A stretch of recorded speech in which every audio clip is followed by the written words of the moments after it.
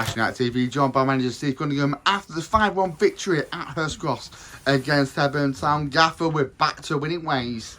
We are, and it's been a long time coming. It's been a stressful few weeks, obviously with injuries, suspensions, and little bits of bad luck that go your way.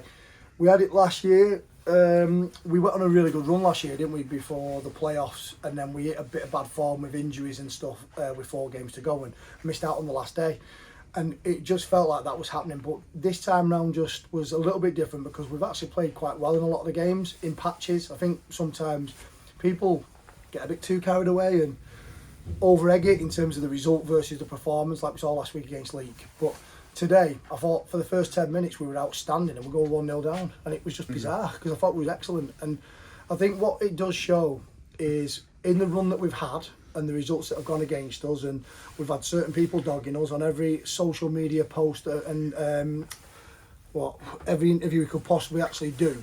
To be fair, to go 1-0 down, we've shown unbelievable character. But I also think it shows the quality of the team, because it wasn't a panic sort of let's get back into the game. We started the game well. We dealt with their first little 15-20 minutes when they scored, and then we dominated the half. And then second half, I thought we were outstanding. And to score 5 goals at home, it's what we've wanted, just to give everyone a boost. The fans, the chairman, the supporters, everybody. The people who work at the club. It's just felt a little bit flat the last few weeks because we've put ourselves in such a good position. Now, I made a comment a couple of weeks ago about how well Kerrs and Ashton were doing because they've been in a bit of a bad dip, but they're still in around the playoffs. But that's because they've had such an unbelievable season from the start of the season. Mm-hmm. But that's us. We also earned the right to have the patch that we've had, and we're still 5 points clear today of the playoffs with another game down with 5 to go. So it's an unbelievable day today. Obviously, Marcus Garvey made his debut last week. Didn't get on the score sheet. Hat-trick today. Louis White with another 2 today himself. It feels like you look around the ground today, it feels like it's building to something spectacular. Yeah, I mean, listen, we know what we're good at. We've not been able to execute that with Louis White being out with suspension or injury, Albert being out injured.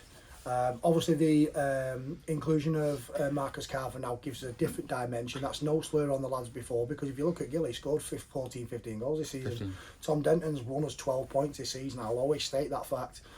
But then when we've had key players out like Callum Rowe, look at us, we've had no Jordan Easton. He's the best goalkeeper in the league and the league above. I believe that. And we have missed him, and that's no slur on Connor, his brother, neither, because he's done well for us. But when we went on our run of 11 wins in 13 games, we had a model that worked, we had the recruitment right, and the team was working. And when you lose 5-6 of those players, it hurts anybody. So to come out of it the other end and have the majority of them on the team today, it gives us the best chance of winning a football match against one of their strongest teams as well, because they've had a few people missing, but Noble's a great player. Turner was back, the centre half, who's a real solid player. Perel, was one of the top goal scorers in the league, and we kept him really quiet. I thought Sam Baird was brilliant against him today. But Bobby's got a fantastic group there, and the 2 games we've had with them, I mean, you could say, has the scoreline flattered us a little bit? I don't think it has. But they still were very competitive. I don't think they, threw the towel in or anything like that. They still were very competitive and made us still have to defend and things like that. So they're a great group there. And I only wish them all the success as well, because it's the first year up. Hopefully we won't play them again next year, because hopefully we can achieve what we've set out to. But if we don't, I very much look forward to playing them again, because they're a great set of people. But when you look at the performance of Marcus Carver today, scoring 2 goals, because one of them, he's a little bit dubious. Now, it's given to him. But it's given to him. Well, we don't pay him a goal bonus, so exactly, that's I'll right. give him the hat-trick. Yeah, Chairman also told me that. Yeah, so he can have the hat-trick. Louis White, he's going through a couple of little things as well off the field personally, so made up for him today as well, for him and his family, because that's a fantastic way just to cap off a week for them.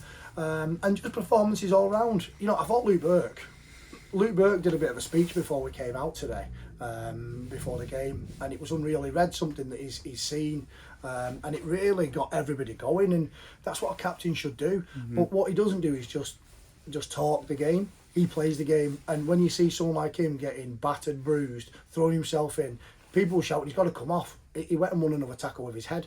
So Luke Burke was outstanding, but all round, it'd be very hard to single anybody out particular, because I've mentioned a few people there, but I thought the whole team, the response from what we've been on at the minute, really, really good way just to bounce back a little bit.